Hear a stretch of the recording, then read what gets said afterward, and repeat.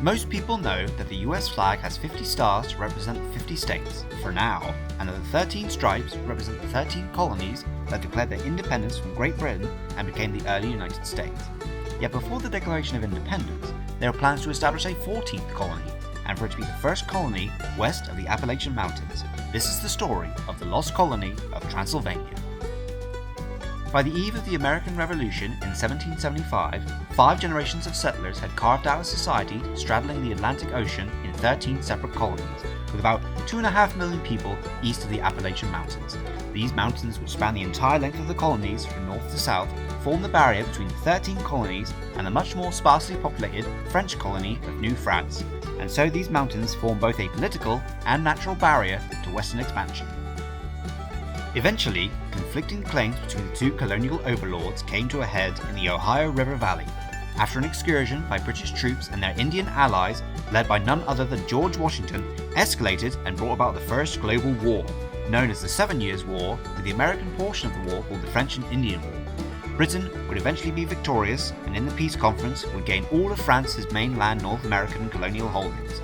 And with that, the political barrier to further settlement to the British colonists, for the moment, seemed to have lifted. But the mountains were not the only obstacle to settlement.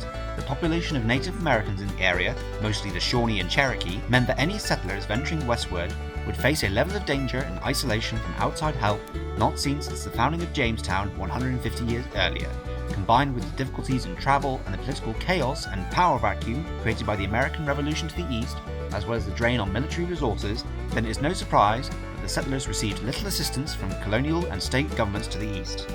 Most of the settlers were too focused on basic survival to care much about taxation and concepts of liberty, and so the revolution was slower in spreading in this area, with very few people thinking of themselves in terms of loyalty to a particular colony, let alone a burgeoning nation. Although, when attacks by Indians who were thought to side with the British increased, the Western settlers quickly took up the cause of revolution. Yet even before the revolution, there was another more theoretical barrier to settlement. The Proclamation of 1763 banned any new settlements west of the Appalachian Mountains, and the newly acquired territory was to be made into an enormous new Indian reserve, as the British wanted to avoid the expense of another potential war with the Native Americans so soon after the French and Indian War. This of course angered all the American colonists, as their primary motivation for the war was to acquire this new land for settlement in the first place.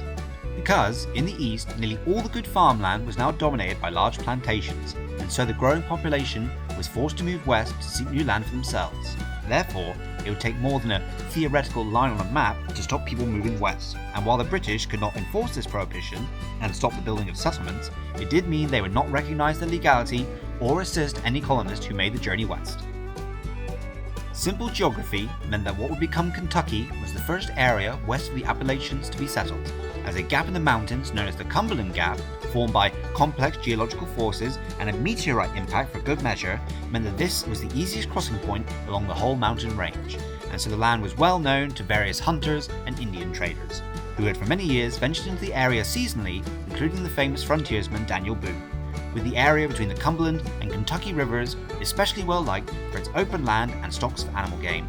In fact, a popular saying at the time was "Heaven is a Kentucky sort of place." To most people, whether American settler or colonial official, it was clear that the hunger for Western land could not be stopped, and so the 1763 Proclamation line, to many, could only be seen as a temporary measure.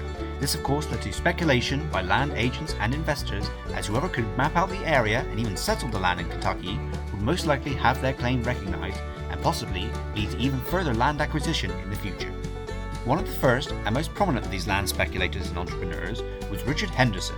As a man of moderate wealth and with legal training, he was confident that if he could settle the land, his claim stood a chance of being the most legitimate, as it was a feature of the early frontier that wealthy settlers who could afford legal counsel and outlast poorer settlers in court fees were much more likely to have their claims recognised at the expense of others. And so Henderson founded the Transylvania Company as a way to attract investors to gather money to fund settlements and to purchase land from local Native Americans. It should be noted that the name Transylvania is not related to the region in Romania of the same name, or anything to do with Kentucky vampires. It simply means the area beyond or across the forest, the same way that Pennsylvania means Penn's Forest, after its founder, William Penn. Once enough funds had been gathered, Henderson assembled a team of guides led by the aforementioned frontiersman Daniel Boone, who was now under Henderson's employ. and set out to negotiate the purchase with local Indian tribes, forging the now famous Wilderness Trail through the Cumberland Gap, making the journey for future colonists much easier. The purchase occurred in March of 1775, with Henderson purchasing all the land between the Cumberland and Kentucky rivers for £2,000, with a treaty being finalised at a place called Sycamore Shoals with the local Cherokee. Of course, this purchase conflicted with the massive claims of Virginia and North Carolina and was completely illegal according to the British laws, which forbade any private purchase from the Indians and any settlement west of the Appalachians, but these authorities were far too distant to do anything to stop the purchase. All that mattered to Henderson and others like him was that the sale of this newly purchased land to new settlers promised immense profits. As with most western settlements, the colonists quickly began the construction of the most important structure in any town, a defensive fort. The purchase itself was not the end of the matter. Instead of being a simple exchange, the purchase would instead become wrapped up in the entanglement that was the American Revolution and Indian settler relations. Firstly, the Cherokee that Henderson had negotiated the purchase with did not have exclusive claims to the land. Other Indian tribes frequented the area, migrating with the season, whilst others would periodically scour the area for hunting grounds. Whilst it could be said that rather than purchasing the land outright, Henderson was enlisting the Indians as allies against other Indians that could encroach on the area, this was hardly formalised. In fact, far from being the stereotype of Indians and unequal treaties, it could be said that the Indians got the better deal, getting £2,000 in return for effectively nothing. Furthermore, the royal governments of Virginia and North Carolina, whose claimed borders overlapped with the proposed colony of Transylvania, were quick to object, both for their own interests and because the new colony violated the 1763 proclamation. Lord Dunmore, Governor of Virginia, said this purchase was contrary to the aforesaid orders and regulations of His Majesty, and these lands were being set up within the limits of the colony of Virginia. Whilst the Royal Governor of North Carolina said Richard Henderson and his Confederates are engaged in a daring, unjust and unwarrantable proceeding, and were nothing more than an infamous company of land pirates, and threatened the Transylvania Company if it persisted in its course with the pain of His Majesty's displeasure and most rigorous penalties of the law. Henderson responded, saying that we did not forget you at the time of the making of our laws. It is merely that your part of the country is too remote from ours to attend our convention, which is basically a polite way of saying put up or shut up. Henderson and his company allies, in defiance of royal authority, set up their own colonial government with a council of elected representatives, although Henderson and his allies retained the power of veto to block any laws, in case any future council might start revoking their land rights or banning slavery. The council quickly passed a number of laws, mostly the typical laws and regulations needed to defend and maintain order in a frontier society, such as establishing courts, jails, a militia, as well as regulations for horse breeding and hunting, as well as slightly more unusual things like a law preventing profane swearing and Sabbath breaking. As the flames of the American Revolution began to spread, and seeing that he would not gain recognition from the royal governors of the colonies to the east, Henderson quickly threw in his lot with the American revolutionaries, hoping to gain recognition from them instead. In May 1775, the Transylvania colony declared itself independent, saying, "We have a right to make necessary laws for the regulation of our conduct without giving offence to Great Britain or any of the American colonies." Although at this time, Transylvania had a population of only 300 and was not the only local body or county to declare itself independent before July 1776. This was just as North Carolina declared itself independent, and 15 months before the formal National Declaration of Independence. Henderson and the Transylvania colony even sent James Hogg as a delegate to the Continental Congress, hoping to be recognised as the 14th colony. Of course, the North Carolina and Virginia delegates of the Congress were vehemently opposed to the idea, as it conflicted with their own claims, and with Virginia being the most populous and thus most represented at the Congress, gaining recognition was always going to be an uphill struggle.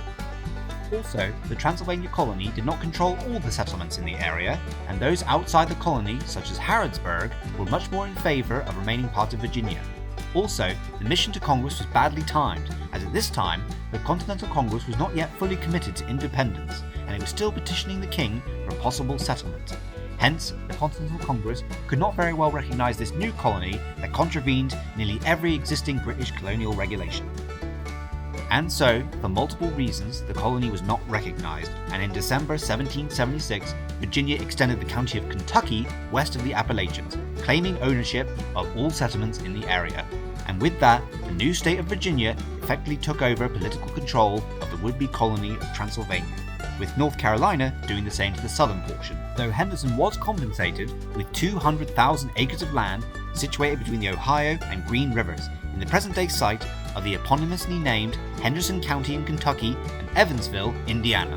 Yet even Virginia and North Carolina could not hold on to the lands west of the Appalachians, which soon became the states of Kentucky and Tennessee, although the reasons why are a story for another time.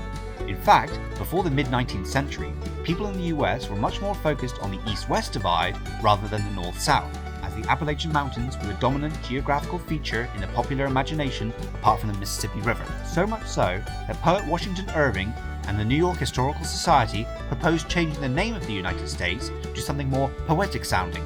Their eventual choice for a new name was Appalachia. And in his farewell address in 1796, President Washington warned against those who might encourage geographical discriminations, northern and southern, Atlantic and western, whence designing men may endeavour to excite a belief that there is a real difference of local interests and views. And so, Transylvania joins a long but sometimes overlooked list of places and people that tried to carve out their own state. And Henderson's Transylvania colony perhaps stood the best chance of being successful, being founded in an area and at a time that was proving almost ungovernable. But once the initial disorder and chaos of the revolution started to die down, a mere 300 people and a company could not stand against the tide of a new nation taking its first steps west. Though the colony is not on a map, its influence and that of its founders can be seen in the names of towns and even a university. The truth of history is that for every success story, there are countless others that didn't quite make it, but that doesn't stop people from trying even to this day. I hope you enjoyed this video and thanks for watching. If you want to see more from Newsreel History, remember to like, comment and subscribe to see more content. And I'll see you next time.